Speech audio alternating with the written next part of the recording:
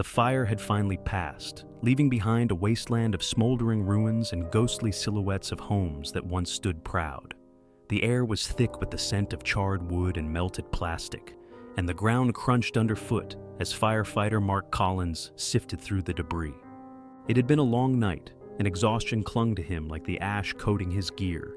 The fire had moved fast, too fast, swallowing everything in its path before anyone could react. They had done their best, saved who they could, but it wasn't enough. It was never enough. As Mark cleared a pile of collapsed beams from what used to be a living room, a sharp, shrill noise pierced the eerie silence, the sound of a phone ringing. He froze, his heart hammering in his chest. "Did you hear that?" he called to Jake, his partner, who was sifting through a nearby pile of rubble.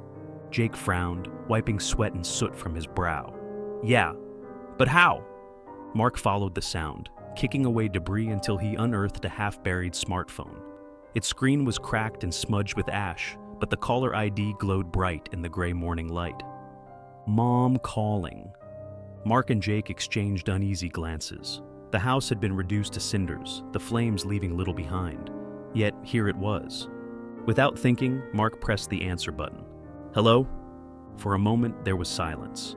Then, a voice, soft, trembling, filled with desperation. "Daniel, please, I've been trying to reach you all night." Mark's throat tightened. His gaze swept over the remains of the house, the blackened walls, the twisted metal of what was once a staircase. He knew the truth. He took a breath, forcing his voice to stay steady. "This isn't Daniel," he said softly. I'm sorry." There was a pause on the other end, followed by the ragged sound of a woman crying. No, please, he has to be there. He said he wouldn't leave the house. He promised." Mark swallowed hard, his grip on the phone tightening. The words hit him like a punch to the gut. The woman on the other end of the line had no idea. No idea that the house was gone, that her son, that Daniel hadn't made it out. He looked to Jake, his eyes heavy with unspoken grief.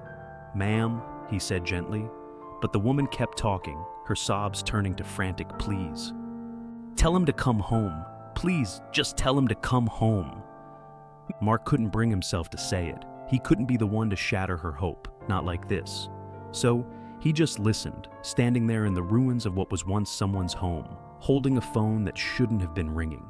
Finally, the line went dead. Mark exhaled shakily, staring at the screen, as the call faded into the list of missed calls. Dozens of them, all from Mom. Jake stepped closer, his voice hesitant. "Man, that's messed up." Mark nodded, his chest heavy. "Yeah." He crouched down and set the phone gently back on the ground, as if afraid to disturb it. "Let's keep moving." That night at the station, Mark couldn't shake the call from his mind. He sat alone in the locker room, the low hum of the station's fluorescent lights the only sound.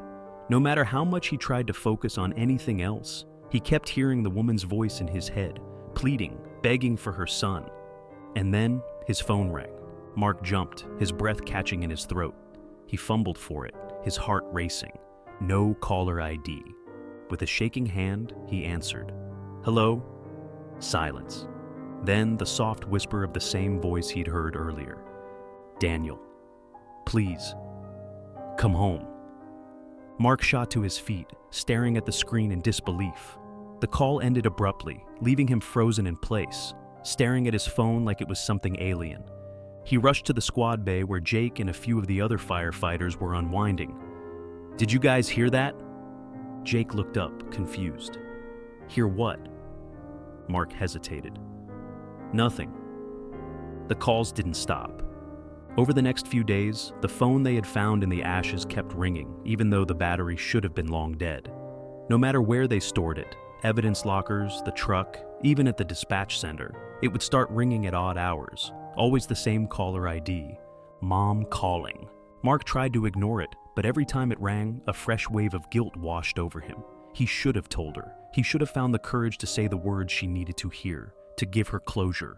Instead, he was left haunted by her voice in the darkness. Then, one night, while on a routine call, Mark returned to the ambulance and found something waiting for him. Sitting on the driver's seat, covered in soot and ash, was the phone. And this time, the screen didn't just say, "Mom calling," It read, "Why didn't you save me?" Mark staggered back, his pulse hammering in his ears. The phone began to ring again, and against every instinct screaming at him to throw it away, he answered. "You were too late," the voice whispered. And then, the line went dead. Mark never spoke of it again. A week later, the phone finally stopped ringing. They never figured out how it survived the fire, or why it kept working when it shouldn't have. But every so often when Mark drove past 184 Willow Lane, he swore he could still hear it, faint and distant, buried beneath the sound of the wind. A phone call that would never be answered, and a mother still waiting for her son to come home. Some fires burn deeper than the flesh, some voices never let go, and some calls never stop coming.